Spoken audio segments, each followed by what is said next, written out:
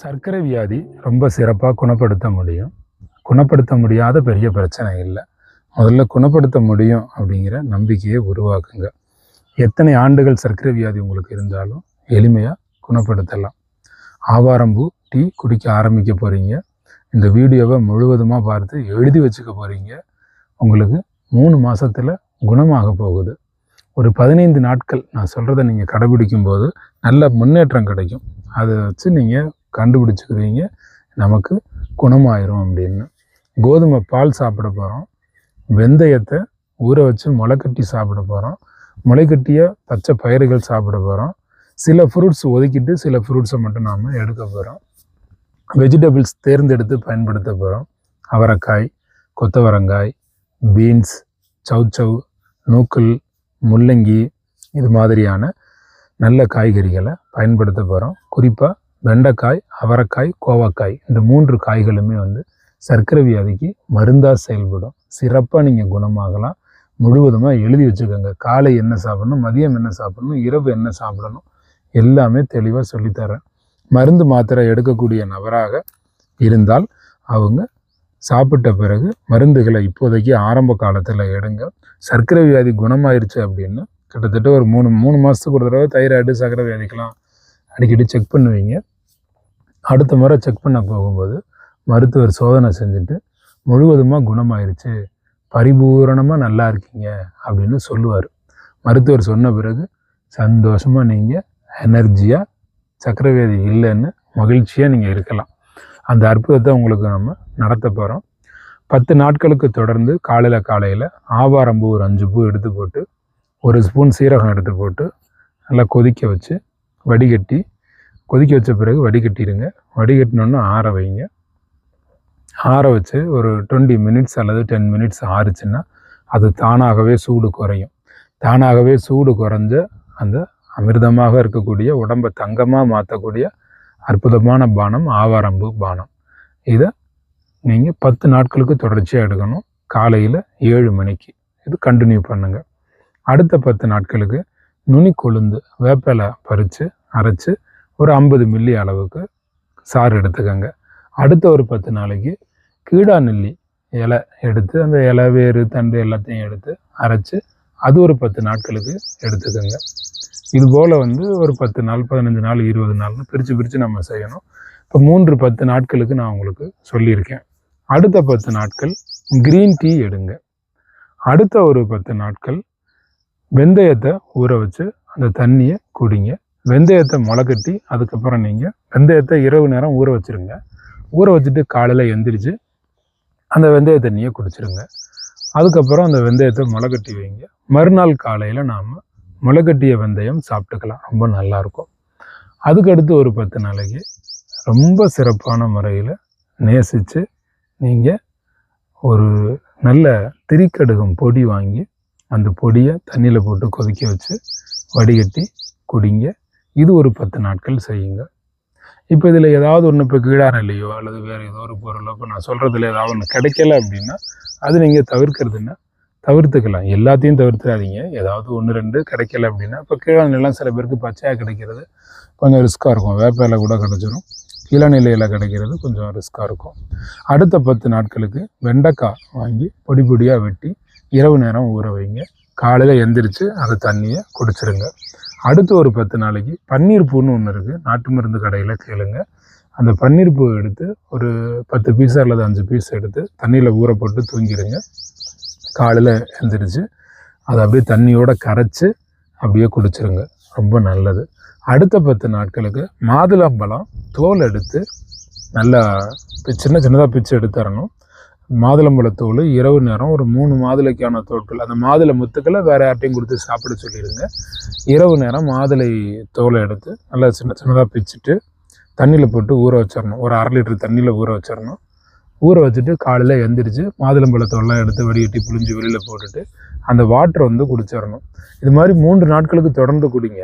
தொடர்ந்து குடிக்கும்போது இப்போது ஒரு தடவை அல்லது 2 தடவை குடிக்கும்போதே உங்களுக்கு தெரியும், வழக்கத்துக்கு மாறாக மலம் 2 முறை போகும் காலையிலேயே. அது பேதி ஆகாது.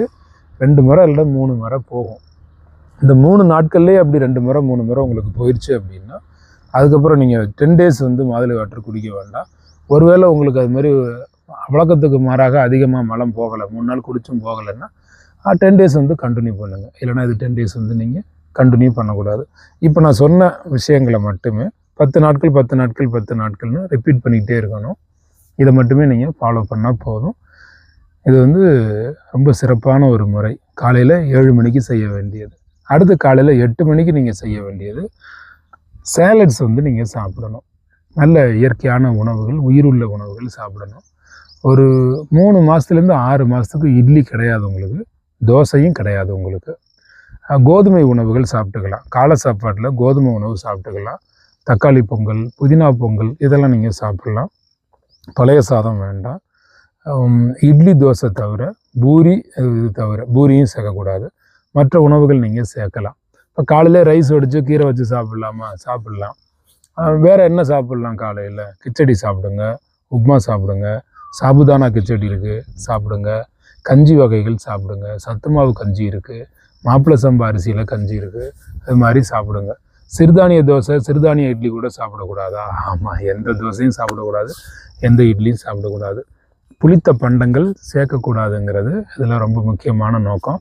குணமாகணும் தானே, கொஞ்ச நாட்களுக்கு சில உணவுகளை தவிர்க்க பழகுங்க. அப்போ தான் சர்க்கரை வியாதியை குணப்படுத்த முடியும். சர்க்கரை வியாதி அப்படிங்கிறது ஒரு டெம்பரவரியான ஒரு நிலை. உடம்பை நம்ம குணப்படுத்த முடியும். இது வந்து ஒரு தற்காலிக ஒரு உடல் ரத்த நிலை தான். இந்த தற்காலிக நிலையை சிறப்பாக மாற்றி அற்புதமாக நீங்கள் கொண்டுட்டு வர முடியும். இது லைஃப் டைம் டிசீஸாக இருக்கிறதுக்கு காரணம் என்னென்னா, நீங்கள் லைஃப் ஸ்டைலை சேஞ்ச் பண்ணுறதுக்கே தயார் இல்லை. அதனால தான் அது லைஃப் டைம் டிசீஸாகவே இருக்குது. லைஃப் ஸ்டைலை சேஞ்ச் பண்ணீங்க அப்படின்னா இந்த லைஃப் டைம் டிசீஸை ரொம்ப சிறப்பாக நீங்கள் மாற்ற முடியும். நான் உங்களுக்கு மாற்றி தர்றேன். முழுவதுமாக எழுதுங்க, முதல்ல கைப்பட எழுதுங்க. அப்புறம் வீடியோ பார்த்துக்கலாம், அதுக்கப்புறம் நம்ம எழுதி வச்சுக்கலாம், அப்புறம் முடிவெடுத்துக்கலாம். அதெல்லாம் கிடையாது, இப்போவே முடிவெடுங்க. இப்போ 21 நாட்கள் உள் உறுப்புகள் கழிவு நீக்க பயிற்சி நாம் கொடுக்குறோம். 16 நாட்கள் கழிவு நீக்க பயிற்சி கொடுக்குறோம். இது நேரடி பயிற்சியாக கொடுக்குறோம், ஆன்லைன் மூலமாகவும் பயிற்சிகள் கொடுக்குறோம். மக்கள் வந்து அதெல்லாம் கலந்துக்கிட்டு முறைப்படி போவாங்க. லெவல் 1, லெவல் 2, லெவல் 3ன்னு ப்ரோக்ராம்ஸ் இருக்குது. இப்போ இந்த வீடியோ பார்த்துட்டு உங்களால் ஃபாலோ பண்ண முடியலை அப்படின்னா, அல்லது ஃபாலோ பண்ணி ஒரு சரியான ஒரு முழுமையான ரிசல்ட்டுக்கு உங்களால் போக முடியலை அப்படின்னா, அப்போ உங்களுக்கு கைடு வேணும். அதாவது என்னுடைய நேரடி ஆலோசனைகள் உங்களுக்கு தேவை அப்படின்னு அர்த்தம். ஏன்னா சர்க்கரை வியாதி எல்லாருக்கும் ஒரே மாதிரி கிடையாது. இப்போ ஒரு பேருந்து ஓட்டுநர் இருக்காருன்னா அவருக்கு தகுந்தது அவருடைய சர்க்கரை வியாதி வேறு. உட்காந்தே வேலை செய்யக்கூடிய ஐடியில் வேலை செய்கிறவருக்கு வர்ற சர்க்கரை வியாதி வேறு. ஒரு ஆசிரியருக்கு வர்ற சர்க்கரை வியாதி வேறு. வியாதி ஒன்று தான், சர்க்கரை வியாதி தான். ஆனால் ஒரு பணி செய்யக்கூடியவங்களுக்கும் டிஃபர் ஆகும். நைட் ஷிஃப்ட் பார்க்குறவருக்கு சர்க்கரை வியாதி வந்துச்சுன்னா அது வேறு மாதிரி ஹேண்டில் பண்ணணும். இப்போ நான் சொல்கிறது ஒரு ஜென்ரலைஸ் சிஸ்டம் நான் சொல்லிக்கிட்டு இருக்கேன். ஒரு பொதுவான டயட் சிஸ்டம், ஒரு பொதுவான டயட் முறைகளை நான் உங்களுக்கு சொல்லிக்கிட்டு இருக்கேன். இது உங்களுக்கு சூட்டபிள் ஆயிடுச்சு, நீங்கள் சக்ஸஸ் பண்ணிட்டீங்கன்னா சந்தோஷம், இறைவனுக்கு நன்றி. உங்களுக்கு குணமாயிருச்சு, ரொம்ப மகிழ்ச்சி, சந்தோஷம்.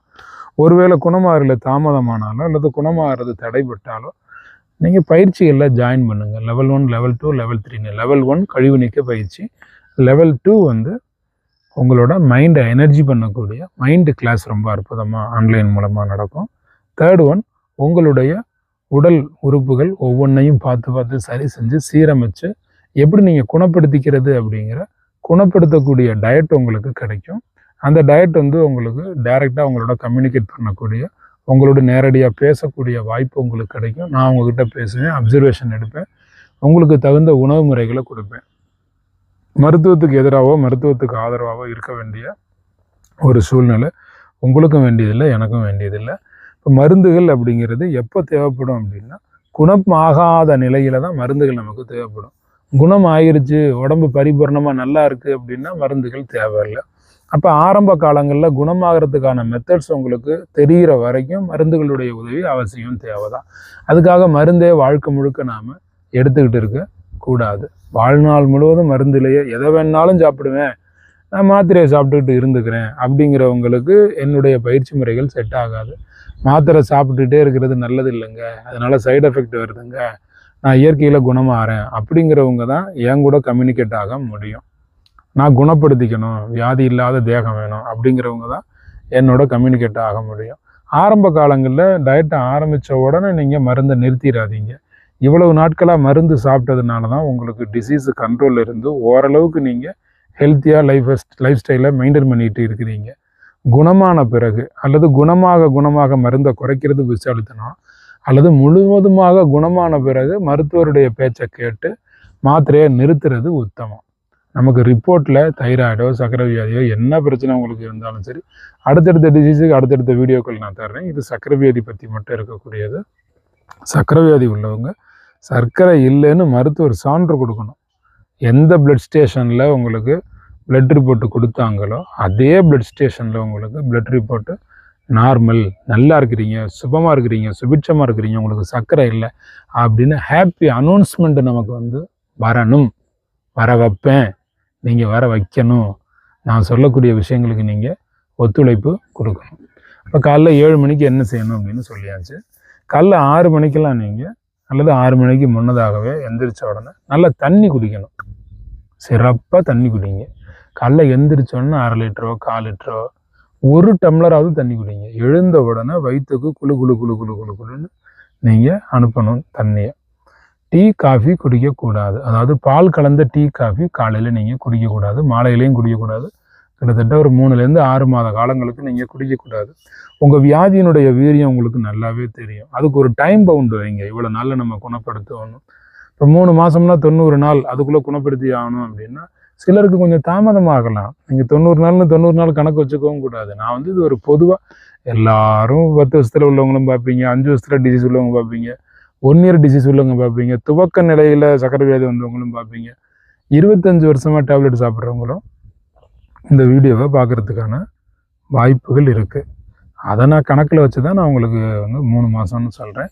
சிலருக்கு வந்து எத்தனை வயசோ அத்தனை வாரங்கள் ஆகும். இப்போ ஒரு 60 வயசு ஒருத்தருக்குன்னு வச்சுக்கோங்களேன், 60 வாரங்கள், சில பேருக்கு 60 மாதங்களே ஃபாலோ பண்ண வேண்டியது வரும். ஏன்னா சர்க்கரை வியாதி அதோட இன்னும் சேர்த்து 4-5 டிசீஸ்லாம் வச்சுருப்பாங்க. இப்போ சுகர் மட்டும்தான் இருக்குன்னா 3 மாதத்தில் சரியாகும். சுகர் இருக்குது, பிபி இருக்குது, அதோட சேர்த்து கொலஸ்ட்ரால் இருக்குது, இன்னும் சில பேருக்கு வெயிட்டு கூட இருக்கும், சோர்வு இருக்கும், உடம்பு சோர்வு தன்மை, அதுக்கப்புறம் தூக்கமின்மை பிரச்சனை இருக்கும், கால் எரிச்சல் இருக்கும், இப்போ இன்சுலின் எடுத்துக்கிட்டு இருப்பாங்க. இப்படியெல்லாம் பல பிரச்சனைகள் இருந்துச்சுன்னா அதுக்கு உங்களுக்கு ஒரு கூட்டு மருத்துவ முறை செயல்பாடுகள் வேணும். ஒன்று சித்தா மெடிசனோ ஆயுர்வேதா மெடிசனோ அலோபதிக்கோ ஏதோ ஒரு மெடிசன் உங்கள் உடம்புக்கு எது ஒத்து வருதோ. எல்லா உடம்புக்கும் எல்லா மெடிசனும் ஒத்து வராது. இப்படி பல டிசீஸ் இருந்துச்சு அப்படின்னா அப்போ இது டயட்டில் மட்டுமே உடனே எடுத்தோன்னே சரி பண்ணிட முடியுமான்னா கொஞ்சம் டைம் எடுக்கும். வியாதி அவ்வளவு சேர்த்து வச்சுக்கிட்டு வயசு 60, 50, 40, 45, சில பக்கம் 35 வயசுலேயுமே வியாதிகள் வந்துடுது. அப்போ இவ்வளோ வியாதிகளை இத்தனை வருஷமாக சேர்த்து வச்சுக்கிட்டு உடனே சரி பண்ண முடியாது. கூட்டு மருத்துவ ஏற்பாடுன்னு சொல்லுவோம்.